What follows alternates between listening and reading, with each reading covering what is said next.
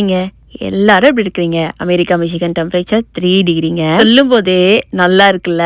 Single டிகிரில 6 மாசத்துக்கு அப்புறமா வந்திருக்குங்க. இந்த சைடு திரும்பினாலுமே பனிக்காடா தாங்க இந்த 6 மாசம் பார்க்குற மாதிரி இருந்தது. கெட்டி கெட்டியா அங்கங்க இருந்த பனி எல்லாமே சூரியன் பட்டு மெல்ட் ஆக ஸ்டார்ட் பண்ணியிருக்காங்கங்க. நேத்து நான் கடைக்கு போகும்போது என்னோட க்ளோஸ் ஃப்ரெண்டை நான் மீட் பண்ணேங்க.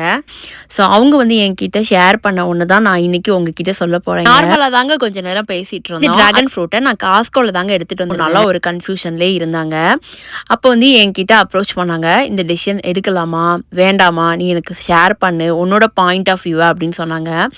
எனக்கு வந்துட்டு என்ன தோணுச்சு அப்படின்னா, நான் அவங்க கிட்ட என்னோட டெசிஷனையும் சொல்லிட்டு, அதுக்கப்புறம் நான் அவங்க கிட்ட சொன்னேன். என்னோட பாயிண்ட் ஆஃப் வியூல நான் ஒண்ணு சொல்லுவேன். நாளைக்கு நீ இன்னொரு ஃப்ரெண்டு கிட்ட கேட்ப. அவங்களோட பாயிண்ட் ஆஃப் வியூல அவங்க ஒண்ணு சொல்லுவாங்க. ஸோ எல்லாத்தையும் கேதர் பண்ணிட்டு நீ அப்படியே பண்ணுன்னு நான் சொல்ல மாட்டேன். உனக்கு வந்து அது சரியா படுதா?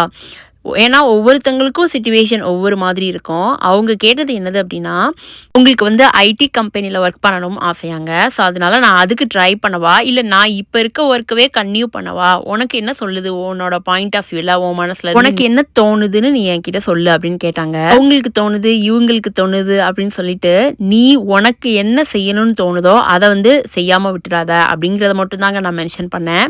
ஸோ அது சரின்னு பட்டது. உன்னோட சிச்சுவேஷன் எல்லாத்தையுமே நீ ஹேண்டில் பண்ணி அந்த ஒர்க்குக்கு போயிருவ அப்படின்னு தோணுச்சுன்னா, நீ அந்த ஒர்க்க பண்ணு அப்படின்னு நான் சொன்னேங்க என் ஃப்ரெண்டு கிட்ட. இது வந்து நடந்து ஒரு 1 இயர்க்கு முன்னாடி இருக்குங்க.